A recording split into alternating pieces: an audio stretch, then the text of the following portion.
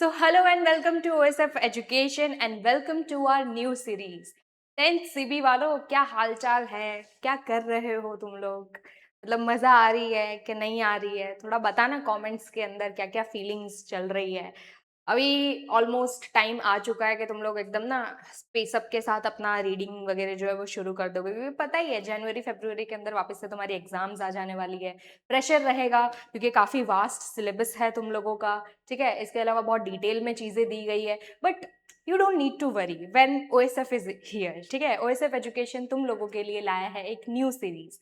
I know तुम्हें नाम जानना ही होगा, तो नाम पहले बता देती हूँ। इस सीरीज का नाम होने वाला है टू द पॉइंट सीरीज। अब नाम ऐसा क्यों रखा गया है? क्योंकि हमें पता है कि सिलेबस काफी वास्ट होने वाला है, तो हम लोग क्या करने वाले हैं, पॉइंट टू पॉइंट चीजों को डिस्कस करने वाले हैं, ठीक है। ये discussion I am assuring you will be quite helpful for you for your exams, ठीक है। यहाँ की चीजें जो है वो तुम्हें एक बेसिक सा आइडिया लाके देगा। तुम्हारा बेसिक्स जो है वो यहाँ से मैं आराम से क्लियर करवा देने वाली हूँ।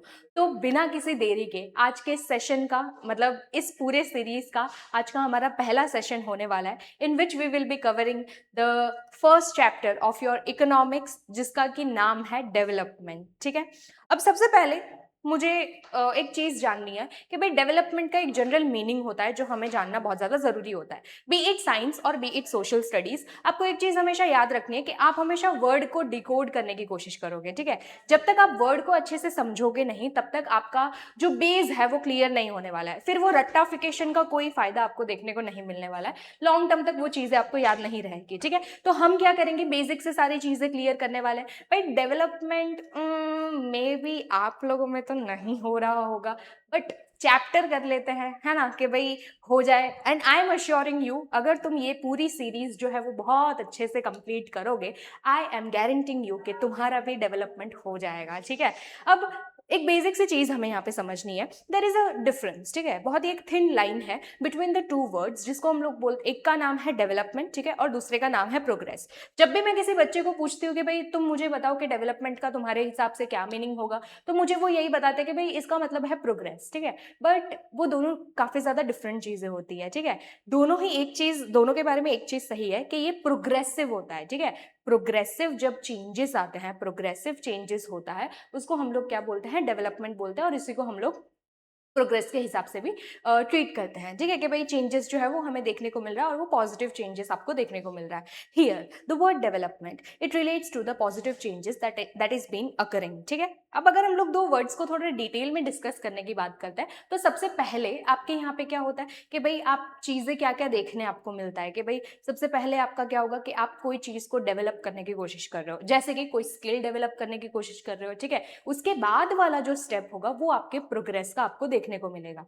कोई चीज अगर मैं अपने आप में इनकलकेट करने की कोशिश कर रही हूँ, तो उसको मैं क्या बोलूंगी, प्रोग्रेस बोलूंगी या फिर डेवलपमेंट बोलूंगी? ऑब्वियस सी बात है भाई, उसको मैं क्या नाम दूंगी, development. That I am developing a skill, ठीक है। कोई एक टैलेंट मैं अपने आप में डेवलप करने की कोशिश कर रही हूँ, ठीक है। और फिर जब मैं इसको सही तरीके से इम्प्लीमेंट करूंगी, तो उसको हम लोग क्या नाम दे देंगे, प्रोग्रेस। तो the first and the foremost thing that you will have to remember is that जो आपका डेवलपमेंट होता है, that is the first phase, और डेवलपमेंट के बेसिस पे ही फिर आपको प्रोग्रेस मिलता है, ठीक है। और अगर हम छोटे मोटे चेंजेस की बात कर ले, तो आपका जो डेवलपमेंट होता है वो कैसा होता है, आपका क्वालिटेटिव चेंज होता है, ठीक है। क्वालिटेटिव मतलब इसके अंदर आपको कोई न्यूमेरिकल चेंजेस आप नहीं देख सकते। मैं ऐसा थोड़ी बोल सकती हूँ कि भाई मेरे में 99% टैलेंट जो है वो अब इनकलकेट हो चुका है, पहले 30% था और अब 99% आ गया। आई कांट डू दैट, ठीक है। बट प्रोग्रेस तो मैं बता सकती हूँ ना, कि भाई पहले जब मैंने इस टैलेंट को शोकेस करने के लिए कहीं पे एग्जाम दिया था, तो पहले मेरे 30 स्कोर्स थे, ठीक है, और उसके बाद वो चेंज होके 90 या फिर 99 तक पहुंच गया। तो इसके बारे में आपको चीज याद रखनी है कि development is the first phase and it is the qualitative changes, ठीक है। Qualitative positive changes that occurs, उसको हम लोग क्या बोलते हैं, development. While talking about the progress, progress is the next step, ठीक है। डेवलपमेंट के बाद वाला जो स्टेप होता है वो होता है प्रोग्रेस। एंड इसी प्रोग्रेस के अंदर आपको याद रखना है कि this is the quantitative change. जो भी आप चेंजेस यहाँ पे देख सकते हो वो आपको न्यूमेरिकल फॉर्म में देखने को मिलेगा, है ना। जैसे कि एक और छोटा सा एग्जांपल ले ले, तो कि भाई आप पढ़ते हो, ठीक है, तो आपने सबसे पहले स्किल डेवलप किया कि आप पढ़ना ज्यादा शुरू कर रहे हो, so you are developing something. Progress आपको कब दिखेगा, जब आपके मार्क्स इंक्रीज होंगे। समझ में आ रहा है? तो दोनों ही तरीकों से आपको इनके बीच का डिफरेंस जो है वो क्लियर हो गया होगा, ऐसा मैं होप कर रही हूँ, ठीक है। तो बिना किसी देरी के हम लोग चैप्टर के थोड़ा इन डेप्थ में चले जाते जाते हैं कि क्या क्या क्या चीज़ें हमें यहाँ पे आज देखनी जो है वो रहने वाली है। तो सबसे पहले अगर हम बात करते हैं ना, डेवलपमेंट के काफ़ी सारे आपको एस्पेक्ट्स देखने को मिलते हैं। क्या ये ज़रूरी है कि मेरे लिए जो डेवलपमेंट होगा वो आपके लिए भी डेवलपमेंट हो? मे बी ऐसा हो सकता है ना कि अभी आप सिर्फ 1 घंटा पढ़ पा रहे हो, ठीक है, you want to develop the skill कि भाई तुम 3-4 घंटे तक आराम से, ठीक है, with the same power of concentration आप पढ़ना चाहते हो। बट क्या वही सेम चीज़ मेरे लिए डेवलपमेंट होगी? Not at all. मेरे लिए मे बी डेवलपमेंट ये होगा कि भाई मैं अपनी फील्ड के अंदर थोड़ा ज़्यादा बेटर करने की कोशिश कर रही हूँ। समझ में आ रहा है? तो सभी का जो डेवलपमेंट का गोल है या तो फिर उनके जो बेस है डेवलपमेंट को लेके, थॉट प्रोसेस है डेवलपमेंट को लेके, वो अलग अलग होती है। इतनी चीज़ समझ में आई, ठीक है। अब इसको अगर मुझे एक एग्जाम्पल के थ्रू समझाना पड़ेगा तो आई कैन शो यू कि एक रिच, ठीक है, और एक पुअर पर्सन में डेवलपमेंटल गोल कितना ज़्यादा डिफरेंट होता है। जैसे कि देखो, लैंडलेस रूरल लेबर अगर होगा, ठीक है, ये सेम चीज़ आपकी बुक्स के अंदर भी दी हुई है तो आप वहाँ से भी अच्छे से देख सकते हो। तो पहला क्या है कि उनका गोल क्या होगा कि भाई ज़्यादा नंबर ऑफ वर्किंग डेज जो है उनके पास होने चाहिए। बिकॉज यू नो लेबर्स जो है वो किस तरीके से काम करते हैं, आज काम करेंगे तब जाके उनको आज का पैसा मिलेगा और उसी से वो अपना दिन जो है वो काटने वाले हैं।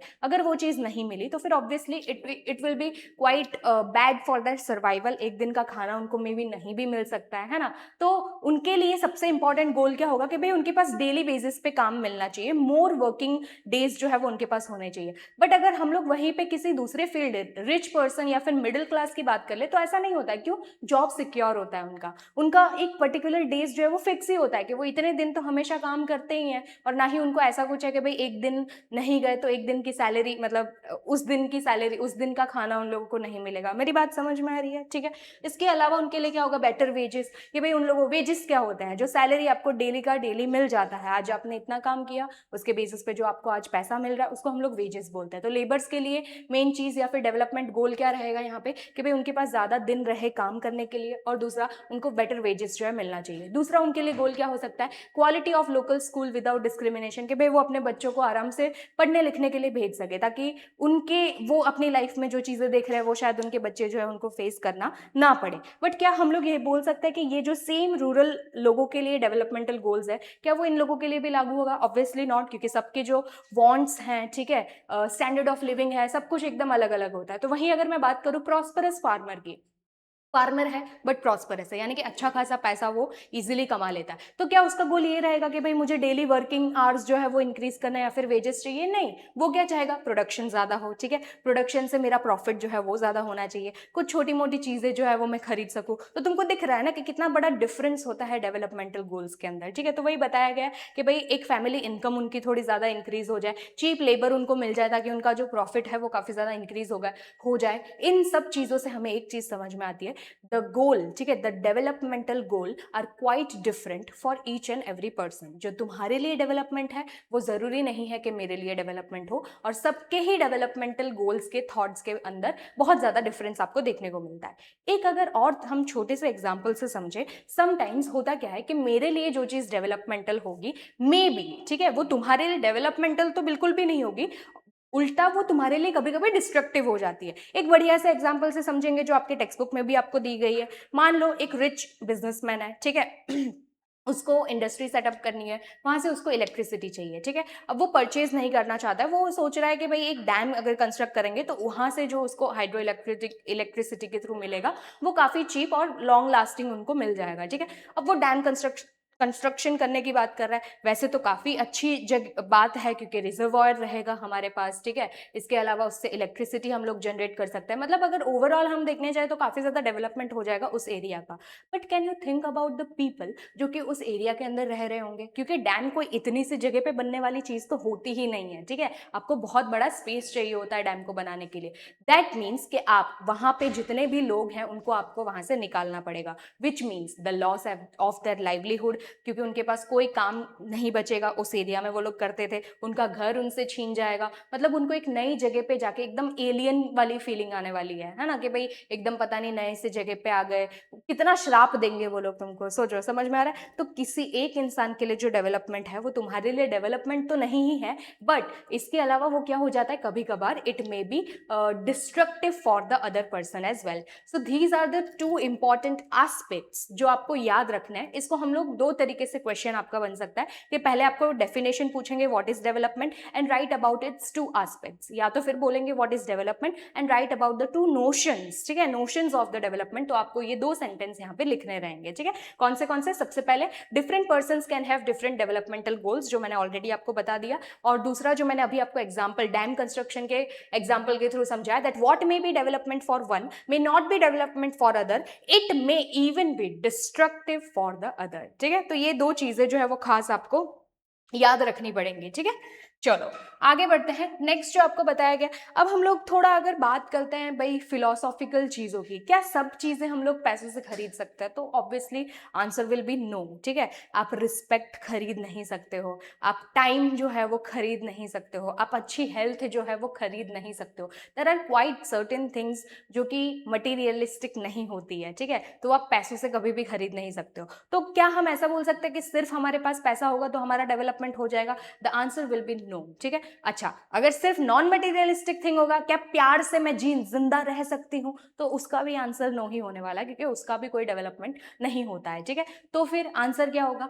यस, डेवलपमेंट जो है that should be and that must be the mixture of both the materialistic goods as well as the non materialistic goods, ठीक है। तो आपको ये चीज याद रखनी है कि डेवलपमेंट हमेशा इन्हीं दोनों के मिक्सचर से आता है। तो आपको जब गोल सेट करोगे तो दोनों चीजों का आपको खास ध्यान जो है वो रखना है। यहाँ पे देखो एक वेइंग स्केल के ऊपर वही चीज दिखाई जा रही है ना आपको।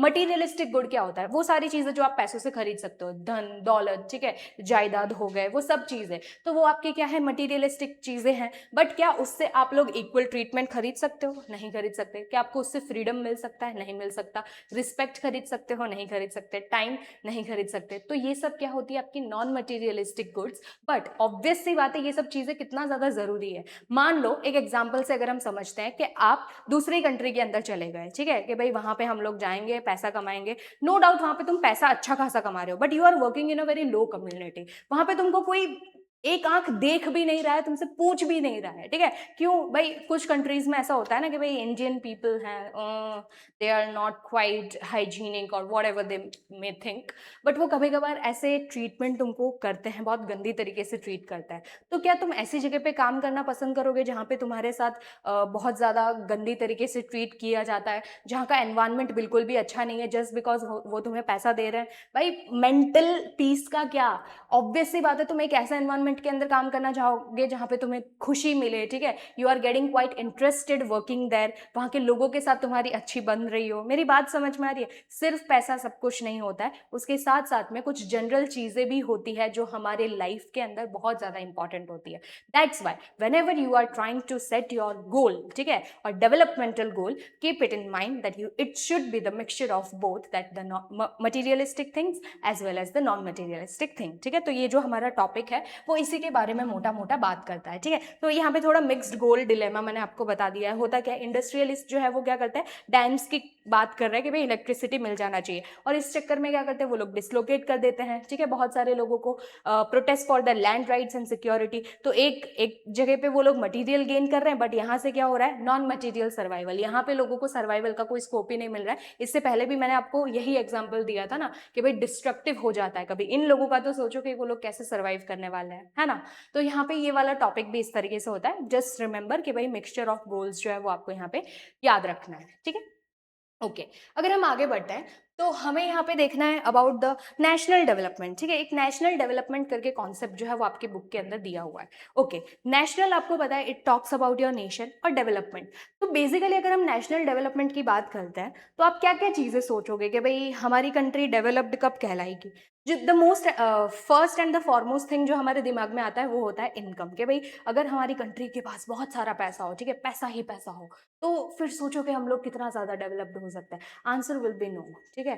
सिर्फ और सिर्फ पैसों के बेसिस पे डेवलपमेंट नहीं हो सकता। क्यों भाई? अभी तो देखा, अभी जस्ट इसके पीछे वाले स्लाइड में देखा ना, सिर्फ मटेरियलिस्टिक थिंग से कोई भी चीज अचीव नहीं हो सकती है। तो वैसा ही सेम केस यहाँ पे भी है। National development can not be achieved lonely by the form या तो फिर by the parameter of the income. It have to include some other points as well जो हम लोग आगे डिस्कस करने वाले हैं, बट अभी के लिए सिर्फ इतना याद रखो, नेशनल डेवलपमेंट कोई ऐसा फंडा नहीं है जो सिर्फ एक ही चीज से आप लोग अचीव जो है वो कर सकते हो, ठीक है। तो कैसे क्या करेंगे, तो भाई इसके लिए हम लोगों को सबसे पहले एक चीज के बारे में पढ़ना है which is known as per capita income. अब इससे पहले भी मैं थोड़ा तुमको माहौल बता देती हूँ कि इन माहौल में हम लोग पढ़ने के वाले हैं। होता क्या है, हम लोग पता है अलग अलग कंट्रीज को कंपेयर करते हैं, लाइक हम लोग क्या करते हैं, डिवाइड कर देते हैं कि ये जो कंट्रीज है वो काफी रिच कंट्रीज है, ये जो कंट्रीज है काफी पुअर कंट्रीज है, और ये मिडल वाली है। हम लोग नहीं बोलते rich people, poor people and middle class, जैसे कि हम लोग मिडिल क्लास के अंदर आते हैं, ठीक है।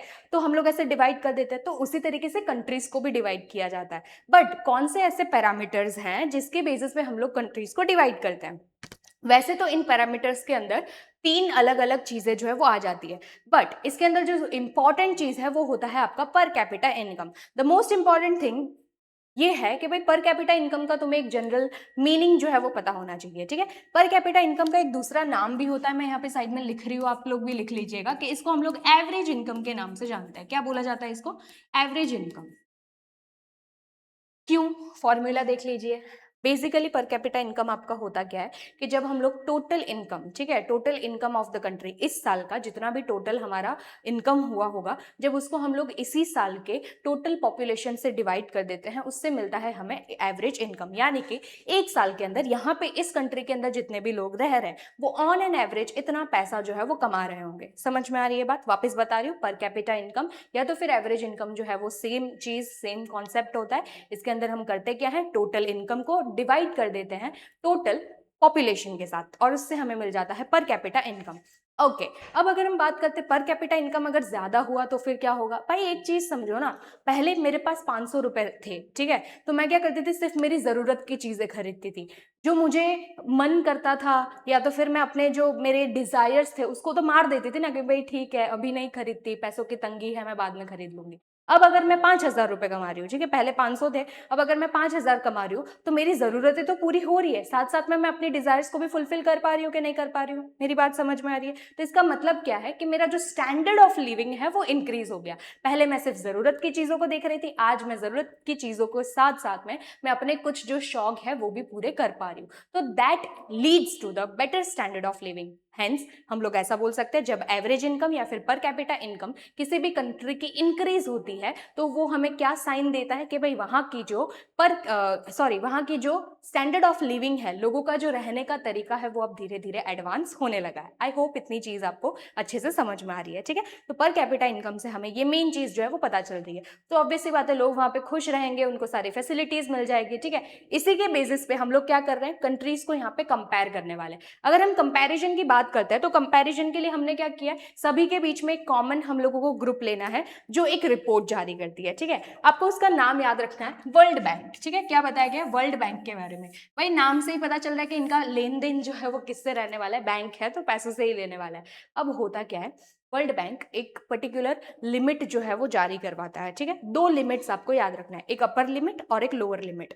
अपर लिमिट में कैसा होगा, अगर कोई ऐसी कंट्री है जो ये वाली लिमिट से ऊपर आती है, ठीक है, तो उसको हम लोग किस में काउंट करेंगे, रिच कंट्रीज के अंदर। और जो लोअर लिमिट है उसमें अगर कोई कंट्रीज इस लिमिट के नीचे आ रही है तो फिर उसको हम लोग पुअर कंट्री में काउंट करेंगे। दो लिमिट्स के बीच में जो कंट्रीज आएंगी उनको क्या बोलेंगे, मिडिल क्लास कंट्रीज, ठीक है। मिडिल कंट्रीज के अंदर इन लोगों को काउंट किया जाएगा। अब इस लिमिटेशन के ये जो लिमिट्स है ना वो सेट किए जा चुके हैं ऑलरेडी, ठीक है। तो आपको एक पूरा डेटा दिया गया है, वो डेटा आपको थोड़ा याद रखना पड़ेगा, ठीक है। थोड़ा ध्यान से देखिएगा। एक होते हैं हाई रिच कंट्रीज, जो मैंने आपको ऑलरेडी बता दिया, या तो फिर उसको हम लोग हाई इनकम कंट्रीज के नाम से जानेंगे।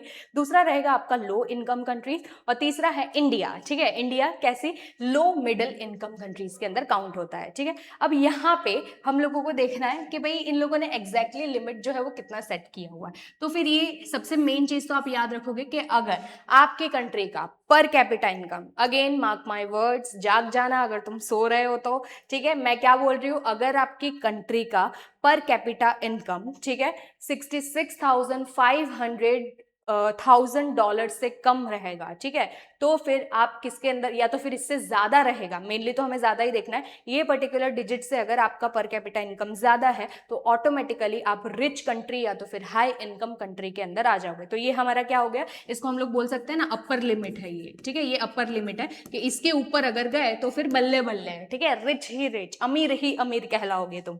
अगर इसके नीचे सेकंड अगर हम लिमिट की बात करते हैं तो कितनी है भाई, US$, $2300 की यहाँ पे बात की गई है, ठीक है, $2300। अगर आपके कंट्री की जो पर कैपिटा इनकम है यानी कि एवरेज इनकम है, एक इंसान इतना ही कमा पा रहा है या फिर इससे कम कमा रहा है, तो फिर आप किसके अंदर आ जाओगे, उस कंट्रीज को हम लोग लो इनकम कंट्रीज के अंदर काउंट करते हैं, ठीक है। अब हमारा मेन जो फंडा है वो किसको देखना है, इंडिया को देखना है, ठीक है, तो यहाँ पे हम लोग पर्टिकुलरली इंडिया के बारे में बात करेंगे। तो इंडिया का यहाँ पे सॉरी यहाँ पे इंडिया का जो पर एनम पर कैपिटा इनकम है वो कितना बताया हुआ है, 11,000। इससे तो भाई कई गुना ज्यादा है, बट इससे कई गुना कम भी है, ठीक है। तो हम लोग किसके अंदर आते हैं, लो मिडिल इनकम के अंदर, ठीक है, क्योंकि मिडिल तक भी हम पहुंच नहीं पाए हैं और लो इतना ज्यादा हम है नहीं, तो हम लोगों ने उनके बीच का रास्ता चुन लिया कि हम लो मिडिल कंट्री के अंदर काउंट किए जाएंगे। आई होप इतनी चीज आपको क्लियर हो। वापस से फटाफट बता देती हूँ, वर्ल्ड बैंक क्या करता है, 2 लिमिट्स जारी करता है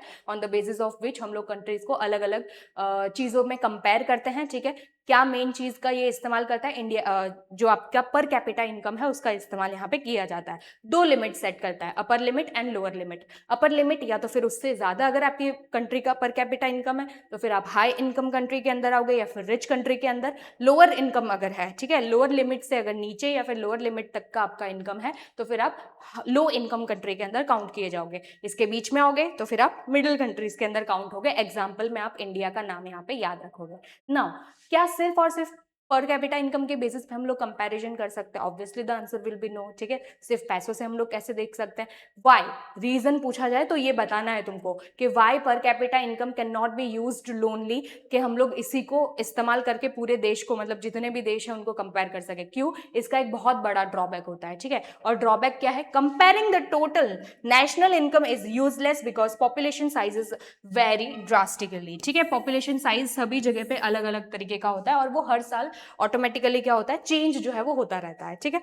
एक दूसरा भी ड्रॉबैक अगर हमें बताना हो, क्या रियलिटी के अंदर ये हमें रियल सेंस बताता है, क्योंकि अगर हम लोग बात करते हैं ना, एक बड़ा नंबर ले लो, मान लेते हैं अंबानी जितना कमाता है एक साल में, उसके साथ मैं कितने ही लोगों का, ठीक है, जो उनका पर एनम का सैलरी है वो इंक्लूड कर दूंगी, तो तुमको मैथ्स तो तुम लोगों का होगा ही तेज, मेरे जैसे तो होगे नहीं तुम लोग, ठीक है। तो तुमको पता है एक बहुत बड़ा नंबर अगर हम लोगों ने ऑलरेडी ऐड किया हुआ है एवरेज के अंदर, तो उसका जो टोटल एवरेज है वो भी हाई आने वाला है, ठीक है। बट क्या रियलिटी के अंदर सारे लोग, ठीक है, इतना पैसा कमा रहे हैं जितना वो एवरेज के अंदर बताया जा रहा है? ऑब्वियसली आंसर नो आएगा। तो रियलिटी के अंदर भले जीडीपी आपका काफी इंक्रीज हो रहा है, बट रियल सेंस में क्या सारी की सारी प्रॉब्लम्स आपकी कंट्रीज से मिट चुकी है? आंसर विल बी नो, ठीक है, क्योंकि अभी भी पॉवर्टी यहाँ पे आपको देखने को मिलती है, प्रिवेल करती है, ठीक है। अनएम्प्लॉयमेंट अभी भी प्रिवेल करती है। देयर आर सर्टेन थिंग्स जो अभी भी हमें फाइट करने की बहुत ज्यादा जरूरत है। सिर्फ और सिर्फ जीडीपी के हाई हो जाने से सब चीजें जो है वो हम लोग अचीव नहीं कर पाते हैं, ठीक है। तो वो उसका ड्रॉबैक जो है वो यहाँ पे आपको याद रखना पड़ेगा।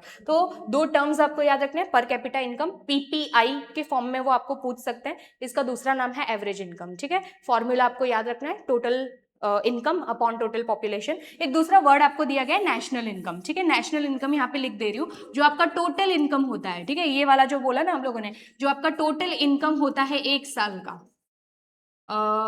पर एनम, ठीक है, पर एनम का जो आपका इनकम होता है, इसी को हम लोगों ने एक फैंसी सा नाम दिया हुआ है, क्या बोलते हैं इसको, नेशनल इनकम की तरह इसको यहाँ पे हम लोग काउंट करते हैं, ठीक है। तो आपको कंपैरिजन के लिए पर कैपिटा इनकम का सबसे ज्यादा यूटिलाइजेशन यहाँ पे देखने को मिलेगा, ठीक है। तो मैंने ऑलरेडी ये चीज आपको बता दी है कि इससे क्या होता है, पर कैपिटा इनकम से बहुत सारी चीजें छुप जाती है, जो डिस्पैरिटी है, जो डिफरेंस है, कोई एक बहुत ज्यादा कमा रहा है, कोई एक बहुत कम कमा रहा है, ठीक है। तो ये जो डिफरेंस है वो हमेशा छुप जाता है जब हम लोग पर कैपिटा इनकम की बात करते हैं। तो रियलिटी यहाँ पे दिख रही है तुमको, फोटो कितना बढ़िया दिया है वो देखो भाई। 5 लोग हैं, 5 लोगों के पास 4 कुर्सियां हैं, तो ढंग से दोनों टिका के वो लोग बैठे हुए हैं, ठीक है। और जरा यहाँ पे देखो, एक अमीर है, ठीक है, अमीर ज्यादा एकदम, वो बिगड़े हुए नहीं, अमीर बाप का बिगड़ा हुआ औलाद, ठीक है। तो वैसे कैसे एकदम मस्त फैल के वो बैठे हुए हैं, और वहीं पे तुम दूसरे लोगों को बैठ देखो, अब अगर हम चेयर्स की बात करें तो यहाँ पे 4 ही चेयर है, ठीक है, पर कैपिटा इनकम के हिसाब से देखो यहाँ पे 4 ही है और यहाँ पे आपको कितने 6 देखने को मिल रहा है। बट क्या रियलिटी में यहाँ पे डिस्पैरिटी जो है वो पूरी तरीके से कम है? नहीं, एक जो है वो 4 पे राज कर रहा है और बाकी के जो 4 हैं वो 2 के ऊपर बैठे हुए हैं। आई होप तुमको यहाँ से चीजें जो है वो थोड़ी समझ में आ रही होंगी कि भाई डिस्पैरिटी जो है यानी कि जो डिफरेंस है वो ओरिजिनली यहाँ पे छुप जाता है जब भी हम लोग पर कैपिटा इनकम की बात करेंगे, ठीक है। तो इल्यूजन क्या है, both countries have the exact same average income, but reality के अंदर ये चीज कभी भी हमें अचीवेबल होती हुई देखने को नहीं मिलेगी, ठीक है। चलो अब अगर हम बात करते हैं एक सर्टेन एग्जाम्पल की जिसके अंदर हम लोग डिस्कस करेंगे कि भाई क्या सिर्फ पर कैपिटा इनकम के बेसिस पे हम लोग किसी स्टेट को या फिर किसी कंट्री को डेवलप डिक्लेयर कर सकते हैं, तो फिर वो नहीं होता है, तो उसको प्रूफ करने के लिए यहाँ पे लाया गया। वैसे तो ये वाला जो पर्टिकुलर टेबल है वो आपको आपकी टेक्स्ट बुक के अंदर बहुत अच्छे तरीके से बताया हुआ है। मैंने यहाँ पे सिर्फ जो पॉइंट टू पॉइंट, क्योंकि हमारी सीरीज का नाम है टू द पॉइंट, तो हम सिर्फ पॉइंट टू पॉइंट चीजों को डिस्कस करेंगे। बट यहाँ पे आप अपना टेक्स्ट बुक जो है वो ओपन कर लीजिएगा, वो टेबल जो है वो अच्छे से जरा देख लीजिएगा। यहाँ पे अगर हम लोग बात करते हैं, आपको 3 अलग अलग स्टेट्स के बारे में बताया हुआ है, ठीक है। एक तो आपको हरियाणा दे दिया है, एक आपको केरला दे दिया है, इसके अलावा आपको एक बिहार के बारे में भी चीज जो है वो बताई हुई है, ठीक है। अब कंपेयर अगर हम लोग तीनों को करते हैं तो पर कैपिटा इनकम जो है वो हरियाणा के अंदर ज्यादा रहेगा, केरला और जो बिहार है उसके अंदर नंबर जो है वो आपको लो देखने को मिलेगा। तो क्या सिर्फ मैं पैसों के बेसिस पे हरियाणा को डेवलप्ड स्टेट के अंदर काउंट कर दूं कि भाई केरला के कंपैरिजन में भी, क्योंकि जस्ट बिकॉज हरियाणा के पास पैसा ज्यादा है तो क्या हम उसको डेवलप्ड कैटेगरीज में डाल सकते हैं? नहीं, और भी तो चीजें हमें देखनी पड़ेंगी ना, जैसे कि यहाँ पे इन्फेंट मोर्टेलिटी रेट का एक इंपॉर्टेंट रोल होता है, ठीक है। The most important thing, infant mortality rate का आपको मीनिंग पता होना चाहिए। आपके टेबल के नीचे आपको डेफिनेशन दिया गया है, बट यहाँ पे भी मैं आपको इजी वर्ड्स में समझा देती हूँ। यहाँ पे इन्फेंट मतलब आपको याद रखना है जो छोटू बेबी होता है, ठीक है, जो अभी जस्ट न्यू बॉर्न होते हैं, 1 साल तक का जो टाइम पीरियड होता है, मतलब वो जो छोटे से बेबी होते हैं उनको हम लोग क्या बोलते हैं? इन्फेंट। मोर्टेलिटी मतलब आपको पता होना चाहिए कि डेथ को डिनोट करता है, मॉर्टल यानी कि वो डेथ होता है। तो जो छोटे बेबीज हैं, ठीक है, या तो वो 1 साल के हो गए हैं या तो होने वाले हैं, समझ में आ रहा है? ऐसे बेबीज जिनकी डेथ हो गई है, ठीक है, या तो 1 साल कंप्लीट होने के पहले ही उनकी डेथ हो जाती है, वैसे बेबीज को हम लोग यहाँ पे काउंट करते हैं। तो क्या हम लोग टोटल बेबीज में से काउंट करेंगे? नहीं, पर 1000, ठीक है, पर 1000। बट यहाँ पे एक दूसरी चीज आनी चाहिए और वो क्या है? लाइव बर्थ, ठीक है, पर 1000 लाइव बर्थ के ऊपर हम लोग ये रेट जो है वो काउंट करता है। यानी कि वापस बता रही हूँ, इन्फेंट मोर्टेलिटी रेट का मतलब क्या है? द नंबर ऑफ इन्फेंट, ठीक है, जिनकी डेथ हो रही है before attaining the age of 1, ठीक है, एज 1 होने के पहले ही जब उनकी डेथ हो जाती है, ऐसे पर 1000 लाइव बर्थ्स। क्योंकि होता क्या है कि कभी कभार जब बेबी बॉर्न होता है तो वो वुम में से ही उनकी डेथ हो जाती है, तो हमें वैसे बेबीज को काउंट नहीं करना है जो जिंदा बच्चे पैदा हुए हैं, ठीक है। तो वो जो लाइव बर्थ्स है उनको हमें एज अ बेस काउंट करना है कि पर 1000 लाइव बर्थ्स टोटल कितने बच्चे ऐसे हैं जो कि 1 साल का लाइफ जो है वो देख ही नहीं पाए और उससे पहले उनकी डेथ हो जाती है, ठीक है। अब ऑब्वियस सी बात है, अगर इन्फेंट मोर्टेलिटी रेट आपके स्टेट के अंदर हाई है तो it raises question on your government कि भाई कर क्या रही है? प्रेग्नेंट वुमेन का ध्यान नहीं रखा जा रहा है, उनको न्यूट्रिशन, उनको नरिशमेंट, उनको कोई चीजें प्रोवाइड नहीं करवाई जा रही है, या फिर हेल्थ केयर वहां का बिल्कुल भी अच्छा नहीं है। मेरी बात समझ में आ रही है? So this is a negative impact. अगर इसका नंबर ज्यादा है तो फिर ये आपकी कंट्री या फिर स्टेट के ऊपर एक नेगेटिव इंपैक्ट डालेगा। बट वहीं अगर इन्फेंट मोर्टेलिटी रेट आपके स्टेट के अंदर काफी कम है, ठीक है, तो ये क्या बता रहा है कि भाई आपकी हेल्थ केयर सिस्टम बहुत अच्छी है, वहां पे प्रेग्नेंट वुमेन का काफी ज्यादा ध्यान रखा जा रहा है, उनको बहुत अच्छे से यहाँ पे नरिशमेंट प्रोवाइड करवाया जा रहा है। तो ये नंबर पे जरा ध्यान लगाइएगा आप लोग। क्या बताया गया है? इन्फेंट मोर्टेलिटी रेट जो है वो हरियाणा में 28 दिखाई है, केरला के अंदर 6 है, बिहार में ऑलरेडी हमें पता है कि यहाँ पे किसी में भी कुछ ज्यादा या कम नहीं है, ठीक है। और जब हम लोग इनकी बैटल की बात करेंगे तो ऑब्वियस सी बात है केरला जीत ही जाएगा। क्यों? आपकी बुक में भी आपको बताया हुआ है ना कि केरला के अंदर सिर्फ और सिर्फ ये पर कैपिटा इनकम कम है, बाकी सब चीजों में केरला आपको आगे देखने को मिलेगा। तो इन्फेंट मोर्टेलिटी रेट जो है वो केरला के अंदर कम है। इसके अलावा भी 2 चीजें आपको बताई हुई है, मैं यहाँ पे लिख दे रही हूँ तो आपको भी पता चल जाएगा कि एक होता है आपका लिटरेसी रेट, ठीक है, लिटरेसी रेट, और इसके अलावा हमें देखना है net attendance ratio. Net attendance ratio, ये 2 चीजें भी आपको ऐड कर देनी है। लिटरेसी रेट का एक जनरल सा मीनिंग होता है यहाँ पे, ठीक है, लिटरेट पर्सन कौन है? तो पहले याद रखना लिटरेट कौन होता है, ठीक है? तुम अभी के लिए लिटरेट कहलाओगे, क्यों? क्योंकि तुम 7 साल या फिर 7 साल से ज्यादा हो, ठीक है? पर्सन जो कि 7 ईयर्स या 7 ईयर्स के अबव होता है और उसको किसी भी एक लैंग्वेज में, कोई भी एक लैंग्वेज में लिखना, पढ़ना और बोलना आता है, ऐसे इंसान को हम लोग लिटरेट पर्सन बोलते हैं, ठीक है? अब लिटरेसी रेट क्या होता है? The total proportion of person, ठीक है? टोटल प्रपोर्शन ऑफ पर्सन जो कि एक्चुअली में लिटरेट है और उसका ईयर आपको याद रखना है 7 या तो फिर अबव 7 है, उनको ही हम लोग लिटरेसी रेट के अंदर काउंट करते हैं। तो लिटरेसी रेट में भी आपको देखने को मिलेगा कि केरला, ठीक है, केरला जो है आपको काफी ऊपर देखने को मिलेगा। समझ में आ रहा है? लिटरेसी रेट जो है वो केरला के अंदर आपको सबसे ज्यादा देखने को मिलेगा comparative to the other states. तो इसमें भी भाई इसका नंबर तो हरियाणा 1 और केरला जो है उसके 2 पॉइंट्स ऑलरेडी यहाँ पे हो चुके हैं, ठीक है? तो लिटरेसी रेट का भी अगेन आपको डेफिनेशन जो है वो याद रखना है। और लास्ट अगर हम बात करते हैं नेट अटेंडेंस रेशियो की, नेट अटेंडेंस रेशन लिखा है, मैंने रेशियो भी नहीं, रैशन लिखा हुआ है। रेशियो आपको यहाँ पे याद रखना है। नेट अटेंडेंस रेशियो नाम से ही हमें क्या पता चल रहा है कि भाई अटेंडेंस की बात की गई कि क्या तुम सच में स्कूल में जाते हो, क्या तुम सच में पढ़ने लिखने के लिए जाते हो स्कूल में, उसकी बात की गई है। और सबसे मेन आपको याद रखना है कि ये जो एज ग्रुप है, यहाँ पे हमने क्या देखा, 7 और अबव का एज ग्रुप जो है वो हमें काउंट करना है लिटरेसी रेट के लिए। नेट अटेंडेंस के लिए हमें 15 to 17, ठीक है, 15 to 17 ईयर्स के जो बच्चे होंगे उनको काउंट करना है, यानी कि सेकेंडरी एजुकेशन जिनको मिल रही है उनको हमें यहाँ पे काउंट करना रहता है। और ये भी हम लोग पर 100, ठीक है, पर 100 स्टूडेंट्स के लिए काउंट करते हैं कि भाई टोटल इतनी एज ग्रुप में इतने सारे बच्चे हैं, उनमें से कितने बच्चे हैं जो रियलिटी के सिर्फ नाम नोंदवा देने से या फिर वहां पे लिखवा देने से आपका नहीं हो जाएगा। आप रियलिटी में स्कूल के अंदर जा रहे हो, वहां पे बैठ रहे हो, वहां पे पढ़ रहे हो अच्छे से, ठीक है, वो सब चीजें यहाँ पे काउंट की जाती है। तो ये वाला जो आपका पॉइंट है, पैरामीटर है, इसमें भी आपको देखने को मिलेगा कि केरला के अंदर आपको सबसे ज्यादा नंबर ऑफ बच्चे देखने को मिलेंगे जो एक्चुअली वहां पे अटेंडेंस शो करते हैं। तो अब Kerala 3 points, Haryana 1 point. You can see कि सिर्फ और सिर्फ पर कैपिटा के इनकम के बेसिस पे हम डेवलपमेंट को घोषित नहीं कर सकते हैं। क्यों?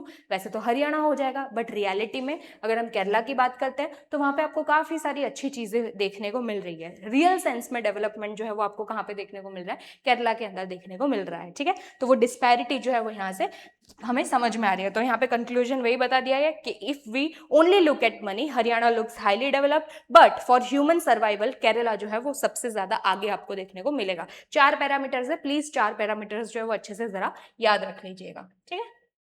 चलो, एक नॉर्मल सी चीज वापस से थोड़ा एथिक्स और फिलोसॉफी पे आ जाता है। क्या तुम्हारी जेब में जो पैसे हैं वो तुम्हें सब कुछ दिला सकता है? क्या तुम्हें वो प्यार दिला सकता है? नहीं दिला सकता, ठीक है? वो वाला प्यार नहीं बोल रही हूँ, सब तरीके, मम्मी पापा का प्यार, ठीक है, फिर पैसा तो चलो पैसा ही होता है। क्या आपको वो एक्स्ट्रा टाइम दे सकता है कि भाई 24 घंटे घंटे हम लोग जी रहे हैं, तुम लोगों को 26 घंटे मिल रहा है? चीज पॉसिबल ही नहीं है, ठीक है? बहुत सारी ऐसी चीजें हैं जो आपको, आपके जेब में कितने ही पैसे क्यों ना हो, ठीक है, आपको वो चीज कभी मिल ही नहीं सकती है। बस उसी के बारे में ये चीज यहाँ पे ये वाला पूरा टॉपिक जो है वो बात कर रहा है। क्या क्या चीजें आपको नहीं मिल सकती? क्या आपके पास ज्यादा पैसा है तो आपको पोल्यूशन फ्री एनवायरनमेंट मिलेगा? नहीं। लास्ट टू लास्ट अगर पोल्यूशन बहुत ज्यादा है तो तुम अपने घर के अंदर वो एयर प्यूरिफायर ला सकते हो, वो तुम्हारी अमीरी को छलकाएगा, ठीक है, कि भाई साफ एयर तुमको मिल रही है कि तुम उससे सांस ले सको। पूरा एनवायरनमेंट तुम्हारे लिए पोल्यूशन फ्री नहीं होने वाला है, ठीक है? तो वो तुम्हें पैसों से बिल्कुल भी नहीं मिलने वाला है। अनएडल्टरेटेड मेडिसिन, एडल्ट्रेशन का मतलब क्या होता है? किसी चीज में चेंजेस कर देना, ठीक है? ओरिजिनल सोर्स कुछ दूसरा होता है, उसमें तुम अपना ही बढ़ता कोई चीज ऐड कर रहे हो, कुछ अच्छी चीजें उसमें से माइनस कर रहे हो। तो ऐसा है क्या कि भाई वो मेडिसिन वाला जब तुमको देता है तो ऐसा थोड़ी पूछता है भाई तुम अमीर हो कि गरीब हो, तो उस हिसाब से हम तुमको मेडिसिन देंगे, जो अच्छा वाला मेडिसिन है वो तुम्हें दे और जो गंदा वाला मेडिसिन है वो हम लोग बाकी लोगों को देंगे। ऐसा नहीं होता है, तुम कितने ही अमीर क्यों ना हो वही मेडिसिन खानी पड़ेगी, ठीक है? अडल्टरेटेड तुम लोगों को मिल सकता है, या तो फिर उसके अंदर कुछ भी हम लोग जो पॉजिटिव चेंजेस की बात कर रहे हैं वो मेडिसिन के अंदर किया ही नहीं गया होगा, जो अच्छी चीजें हैं वो उसके अंदर डाली ही नहीं होगी, इसलिए हम लोग क्या बोल रहे हैं? अनएडल्टरेटेड वो होगा, ठीक है? इसके अलावा प्रोटेक्शन फ्रॉम इन्फेक्शियस डिजीज, ऐसा है कि भाई जो डिजीज है, कोई वायरस है, वो तुमसे आता है पूछ के कि भाई नॉक नॉक, क्या आप अच्छे, मतलब आप बड़े घर से हो या नहीं हो, तो ही मैं आपके नाक के अंदर घुसूं, ठीक है, ये तो ही मैं आपकी बॉडी को अटैक करूं, तभी मैं आपको हॉस्पिटल पहुंचा दूं, वरना मैं कुछ नहीं करूंगा। कोविड पूछ के आया था क्या? कोविड ऐसा तो नहीं पूछा होगा ना उसने कि भाई तुम अमीर हो या फिर गरीब हो तभी मैं तुम्हारी बॉडी के अंदर आऊंगा। तो बस यही चीज है कि भाई हेल्थ हो या फिर फिर पोल्यूशन फ्री एनवायरनमेंट हो, टाइम हो, ये सब चीजें कभी भी खरीदी नहीं जा सकती है पैसों से, ठीक है। ओके, इसके लिए गवर्नमेंट कुछ हेल्प आपको प्रोवाइड करती है, क्योंकि देखो जो अमीर है वो बहुत सारी चीजें खरीद सकता है, बट हम गरीब की यहाँ पे हेल्प कर सकते हैं, ठीक है। किस तरीके से? तो भाई यहाँ पे आपको मिलते हैं पब्लिक फैसिलिटीज, ठीक है। ये आपको याद रखना है, पब्लिक फैसिलिटीज आपका एक इंपॉर्टेंट टॉपिक जो है वो बताया हुआ है। What are public facilities? भाई ये वो फैसिलिटीज है, ठीक है, वो सब हो रहा है। पब्लिक फैसिलिटीज है जो प्रोवाइड कौन करवाता है? आपका खुद का अपना बनाया हुआ गवर्नमेंट करवाता है, ठीक है। देता किसको है? जिनको जरूरत हो, ठीक है। जरूरत मतलब तुम उधर अपनी फटी हुई गंजी पहन के आ जाओगे तो तुमको नहीं मिल जाएगा, ठीक है। प्रूफ मांगते हैं वो लोग कि सच में तुम गरीब हो कि नहीं हो, तभी जाके वो फैसिलिटी तुमको मिलने वाली है, ठीक है। तो public facilities are those facilities which is bin provided by the government to the people, जिनको सच में रियलिटी के अंदर नीड रहती है। एक बेस्ट एग्जाम्पल जो आप लोगों ने स्टैंडर्ड 9th के अंदर ऑलरेडी पढ़ा हुआ है ना, हम लोगों ने पीडीएस के बारे में पढ़ा था, पब्लिक डिस्ट्रीब्यूशन सिस्टम, जिसके अंदर राशन शॉप्स को ओपन किया जाता है, यानी कि फेयर प्राइस शॉप्स को ओपन किया जाता है। होता क्या है बेसिकली, आपको राशन कार्ड दे दिया जाता है, वो आपको हर महीने लेके आना है, on the basis of that आपको चीजें प्रोवाइड करवा दी जाती है। फायदा क्या है भाई? तुम पैसे तो कमा रहे हो, ठीक है, बहुत कम पैसे कमा रहे हो, अब उसमें से भी अगर इतना सारा रेशियो जो है वो तुम लोग खाने पे खर्चा कर दोगे तो तुम्हारे पास चीजें बिल्कुल भी बचने नहीं वाली है, पैसा तुम्हारा कम हो जाएगा, जिससे कि स्टैंडर्ड ऑफ लिविंग और ज्यादा लो हो जाएगा। गवर्नमेंट क्या करे, या तो बहुत ही चीप रेट्स के ऊपर या तो एकदम ही फ्री में आपको खाना दे देती है, ताकि वो जो पैसा खाने पे आप डाल रहे थे वो आपके पास सेव हो जाएगा। पैसा अभी भी इतना है तो आप अच्छी और सही जगहों पे उस पैसे को यूटिलाइज कर सकते हो और इससे आपकी स्टैंडर्ड ऑफ लिविंग जो है वो इंक्रीज हो सकती है। नाउ रिमेंबर, थोड़ा बैकवर्ड जाना, ठीक है, अभी हम लोगों ने डिस्कस किया था ना, पर कैपिटा इनकम आपकी कंट्री का ज्यादा क्यों होना चाहिए? वो आपके लाइफ के अंदर, आपकी कंट्री के अंदर बेटर स्टैंडर्ड ऑफ लिविंग को लेके आएगा, यानी कि आप अपनी इच्छाएं पूरी कर पाओगे, इच्छाएं पूरी कर सकते हो तो आप खुश रहोगे। तो अल्टीमेटली वही तो चाहिए ना, आपका नेशन वही चीज ही मांगता है आपके नेशन को, कि भाई पैसा ज्यादा हो, सब खुशियां बहुत सारी हो, ठीक है, सब काम कर रहे हो, बिल्कुल भी गरीबी ना हो, वही चीज की तो हम लोगों को डिमांड है। इसी के लिए पब्लिक फैसिलिटीज जो है वो यहाँ पे काम करती है, ठीक है। तो पीडीएस आपको याद रखना है, कुछ बेसिक हेल्थ क्लिनिक्स मिल जाती है जहाँ पे आपका जो सारवार है, सारवार चिकित्सा है आपकी, एकदम फ्री में कर दी जाती है, ठीक है। तो ये सब चीजें जो है वो आपको थोड़ा यहाँ पे याद रखना है regarding the public facilities. Okay, next अगर हम बात करते हैं ह्यूमन डेवलपमेंट के बारे में, ठीक है, बहुत इंपॉर्टेंट टॉपिक है, तो थोड़ा हम ध्यान से इसके ऊपर थोड़ा टाइम लेके चीजों को समझेंगे। पहला है ये एक रिपोर्ट के बारे में हम बात कर रहे हैं, ठीक है। इसको हम लोग क्या बोलते हैं? ह्यूमन डेवलपमेंट, यहाँ पे मैं ऐड कर देती हूँ, इसको बोला जाता है रिपोर्ट, ठीक है। ह्यूमन डेवलपमेंट रिपोर्ट, शॉर्ट में इसको हम लोग बोलते हैं HDR। सबसे इंपॉर्टेंट पॉइंट्स मेरे साथ साथ में तुम लोग अपने टेक्स्ट बुक के अंदर ऐड करते जाओगे। सबसे इंपॉर्टेंट क्या है कि भाई ये जो ह्यूमन डेवलपमेंट रिपोर्ट है वो निकालता कौन है? तो आपको याद रखना है कि ये जो रिलीज होती है, ठीक है, इट इज रिलीज्ड बाय, आपको याद रखना है, UNDP। What is the full form of UNDP? बता रही हूं, वहां पे लिख लो, ठीक है, यूनाइटेड नेशन, ठीक है, UNDP का यूनाइटेड नेशन डेवलपमेंटल प्रोग्राम। तो UNDP जो है वो यहाँ पे हर साल ये ह्यूमन डेवलपमेंट रिपोर्ट यानी कि HDR को निकालता है। इसका एक पर्टिकुलर आपको रेंज याद रखना है कि भाई रेंज जो है वो क्या रहता है कि भाई 0 to 1 इसका रेंज रहता है, यानी कि सबसे ज्यादा जो आपकी कंट्री इंडेक्स के अंदर आ सकती है वो होती है 1, और सबसे जो कम आ सकता है वो होता है 0, यानी कि जो इसके अंदर रिपोर्ट्स आती है वो कैसे आते हैं? 0.368, 0.291, ऐसे कुछ आपको रेशियोज जो है वो हमेशा देखने को मिलता है। ओके, ह्यूमन डेवलपमेंट रिपोर्ट का एक जनरल मीनिंग अगर हम समझते हैं तो क्या होता है कि भाई आप जिस कंट्री में रह रहे हो, एज ए ह्यूमन बींग आपका कितना विकास हो रहा है, आपका डेवलपमेंट कितना हो रहा है, आपकी कंट्री आपका कितना ध्यान रख रही है।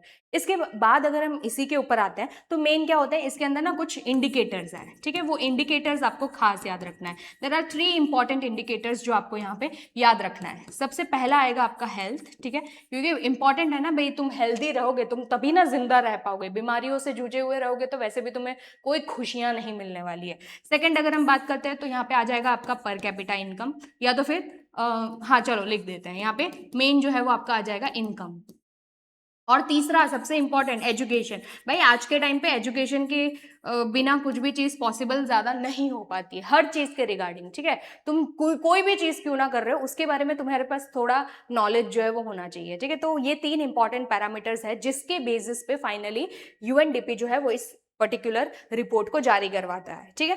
ओके, तो यहाँ पे तुमको ऑलरेडी बता दिया गया है। अगर हम लोग हेल्थ की बात करें तो हेल्थ हम लोग चेक कैसे करते हैं, life expectancy at birth. Expectancy मतलब हम लोग यहाँ पे क्या कर रहे हैं, थोड़ा प्रिडिक्शन कर रहे हैं कि भाई ये जिस तरीके की कंट्री है वहाँ पे जिस तरीके का हेल्थ इंफ्रास्ट्रक्चर है, जिस तरीके की हेल्थ केयर प्रोवाइड करवाई जाती है, जिस तरीके से एक वुमन का ध्यान रखा जाता है प्रेगनेंसी के दौरान, जिस तरीके का उनको नरिशमेंट मिलता है, उसके बेसिस पे या तो फिर वो फैमिली के बेसिस पे कि भाई थोड़ी मिडिल क्लास है या फिर अपर क्लास है, बच्चा किस तरीके का बॉर्न हुआ है वो पता है, हम लोग वो पैदा होता है तब हम लोग थोड़ा प्रिडिक्शन कर लेते हैं कि भाई ऑन एन एवरेज ये बच्चा हमें लगता है कि इतने साल तक जी पाएगा। बस उसी को हम लोग क्या बोल रहे हैं, लाइफ एक्सपेक्टेंसी एट बर्थ, कि बेस्ड अपॉन द एनवायरमेंट जहाँ पे कि वो बच्चा बॉर्न हो रहा है उसके बेसिस पे हम एक एक्सपेक्टेशन लगाते हैं। तो ये क्या होता है, एवरेज लाइफ बताता है इन शॉर्ट, कि भाई एक कंट्री के अंदर एक इंसान कितने साल तक जी सकता है। जो अगर हम इंडिया की बात करें तो 67.7 आपको देखने को मिलता है ऑन एन एवरेज, ठीक है। 2022 के रिपोर्ट के हिसाब से 67.7 ईयर्स जो है वो ऑन एन एवरेज एक इंडियन पर्सन जो है वो जिंदा रह सकता है।